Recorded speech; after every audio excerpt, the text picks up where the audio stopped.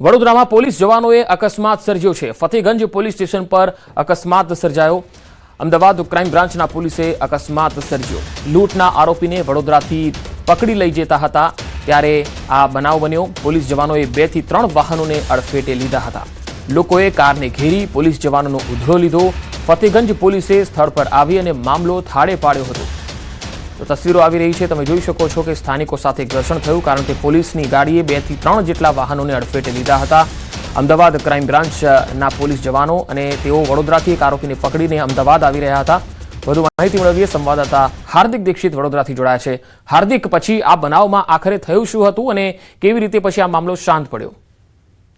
બિલકુલ પંકજ, જો આખા ઘટનાક્રમની વાત કરવામાં આવે તો થોડા દિવસ અગાઉ અમદાવાદમાં એક લૂંટની ઘટના બની હતી અને અમદાવાદ ક્રાઇમ બ્રાન્ચ જે છે તેને પાક્કી બાતમી મળી હતી કે બગોદરા વિસ્તારમાં જે લૂંટનો બનાવ બન્યો હતો તેનો જે આરોપી છે તે વડોદરા શહેરના ફતેગંજ વિસ્તારમાં છુપાયેલો છે।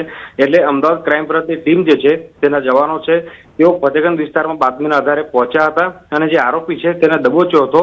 પરંતુ ઉલ્લેખનીય બાબત એ છે કે આરોપી પાસે એક સ્કોર્પિયો કાર હતી। હવે સ્કોર્પિયો કાર જે છે તે પોલીસે કબજે લેવાની હતી અને અમદાવાદ તરફ લઈ જવાની હતી કારણ કે લૂંટના ગુનામાં લગભગ એ કાર જે છે તે વપરાયેલી હોવાની શંકા જે છે તે પોલીસને હતી। એટલે એ કાર લઈ જતી વખતે અકસ્માતની આખી ઘટના બની અને કેટલાક વાહનો જે છે તેને અડફેટમાં લેવામાં આવ્યા। એના કારણે લોકો જે છે તે અકળાયા હતા અને લોકોએ અમદાવાદ ક્રાઇમ બ્રાન્ચના જે જવાનો છે તેમનો ઉધડો લીધો હતો।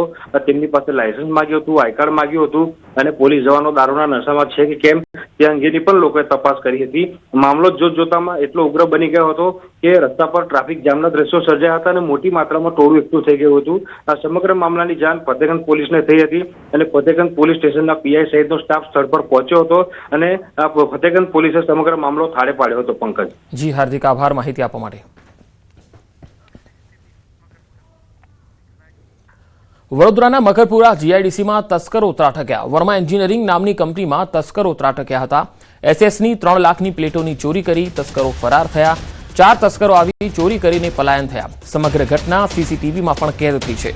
કંપનીના માલિકે પોલીસ સ્ટેશનમાં ફરિયાદ નોંધાવી છે। તસવીરોમાં જોઈ શકાય છે કે અહીંયા 3 લાખની પ્લેટોની ચોરી કરી 4 તસ્કરો ફરાર થઈ રહ્યા છે। પોલીસ આ સમગ્ર મામલે તપાસ કરી રહી છે। વડોદરાનો આ બનાવ છે જ્યાં વર્મા એન્જિનિયરિંગ નામની આ કંપની છે જ્યાં તસ્કરો જે પ્લેટો છે તે લઈને ફરાર થઈ રહ્યા છે। 3 લાખ જેટલી આ પ્લેટોની ચોરી કરી તસ્કરો ફરાર થઈ ગયા। સીસીટીવીમાં તસ્કરો કેદ થયા છે।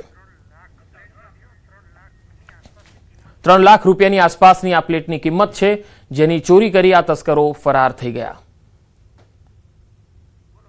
તો વર્મા એન્જિનિયરિંગ નામની આ કંપની છે જ્યાં 2 કે 3 જેટલા તસ્કરો જે છે, આમ તો સીસીટીવીમાં 2 જેટલા તસ્કરો દેખાય છે જેઓ પ્લેટ જે છે જેની કિંમત 3 લાખ રૂપિયાની આસપાસ થવા જાય છે એ પ્લેટોની ચોરી કરી અને ત્યાંથી ફરાર થઈ ગયા। આ સમગ્ર મામલે હવે પોલીસ તપાસ કરી રહી છે। વડોદરામાં હવે ક્રાઇમ રેશિયો તો પહેલેથી જ વધેલો છે। તસ્કરો અને લૂંટફાટ ખૂબ વધી રહી છે। ચોરીના બનાવો ખૂબ થઈ રહ્યા છે। પોલીસ પેટ્રોલિંગ ઉપર સવાલ ઉઠી રહ્યા છે અને આ પ્રકારની ગેંગ, આ પ્રકારના તસ્કરો હજુ પણ એટલા જ બેફામ છે અને ચોરી લગાતાર થઈ રહી છે।